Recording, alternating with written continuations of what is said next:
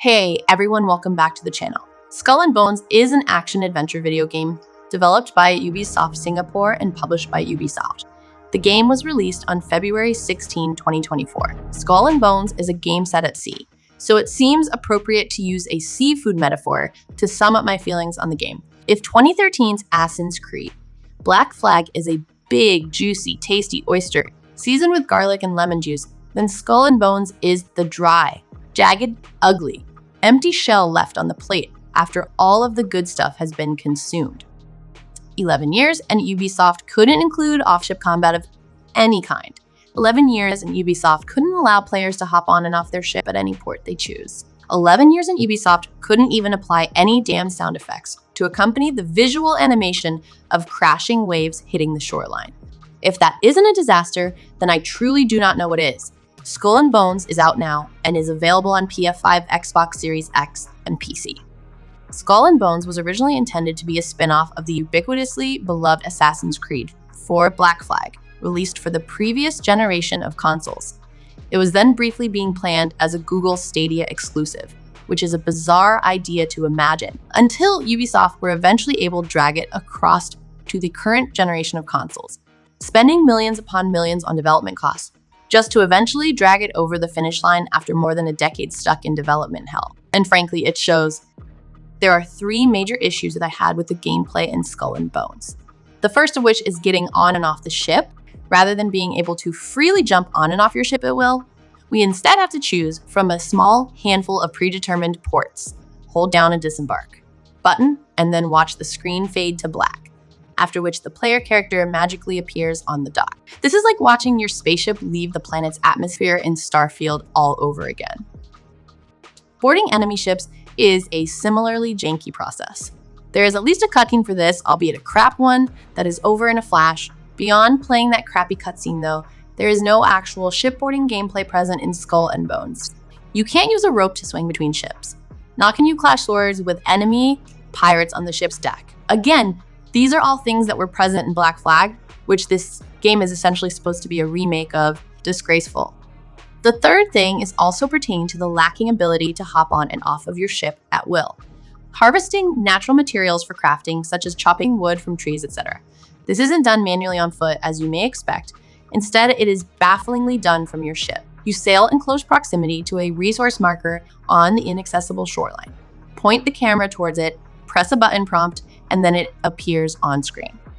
An icon pops up that genuinely resembles something that you would expect to see in a cheap iOS game that is loaded with weird adverts.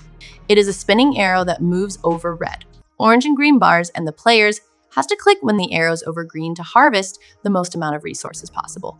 Now, I realize that it sounds as though I am kidding, and while I wish that I was, I can assure you that I am being deadly serious. Beyond these three truly dire elements, the rest of the gameplay is nothing to write home about. The time spent walking around the meager handful of accessible shores feels tacked on and pointless, other than starting a conversation with an NPC to acquire your next ship-based mission. The ship combat itself is also a downgrade from the decade-old ship combat scene in Black Flag. I struggle to call the gameplay in Skull and Bones bad. There were even a few moments that I could describe as being fun if I was feeling more generous. I guess it is pretty hard to suck all of the fun completely out of role-playing as a digital pirate, despite how hard Ubisoft has seemingly tried to hear.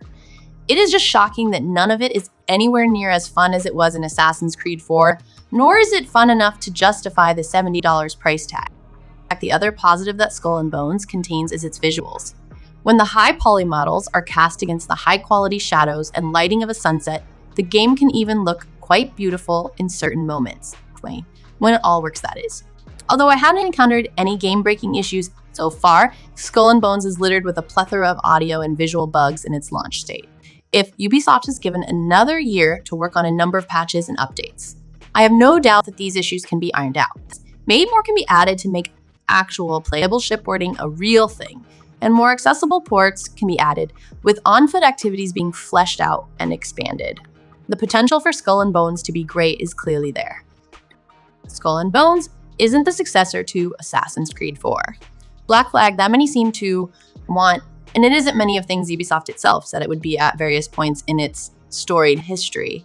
But the seafaring RPG we ultimately got is still surprisingly good, sailing around the Indian Ocean firing cannons, mortars, and giant ballista at your foes. It is a fun time. The RPG mechanics and cooperative build crafting is as deep as the ocean with plenty of awesome gadgets to grind for. And the economy simulator is impressively in-depth. It doesn't quite fulfill the promise of a decade-long cruise to port yet either, with a thin endgame, almost no story to speak of, and general instability that sometimes makes the adventure feel like a rough draft. But here's hoping some of those shortcomings can be washed away by the waves of content already planned to come in an ambitious live service roadmap that's fast approaching. For now, its main voyage is a good start. So, what are your thoughts and what you think about this game? Share your opinions in the comments below. And if you enjoyed this video, don't forget to subscribe, and hit that notification bell for more gaming updates. Until next time, happy gaming.